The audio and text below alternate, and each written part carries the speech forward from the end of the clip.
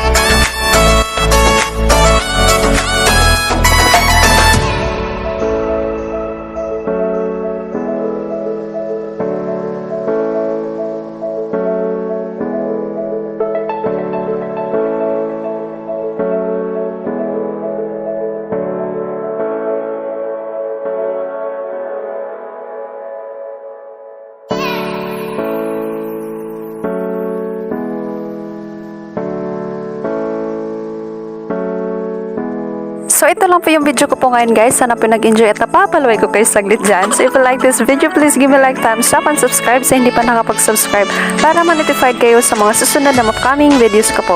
So whatever you value the most in life, you are become like special. So keep always positive in your mind and put smile in your face. Bye! See you around. Thank you so much for watching. God bless us all. Bye everyone!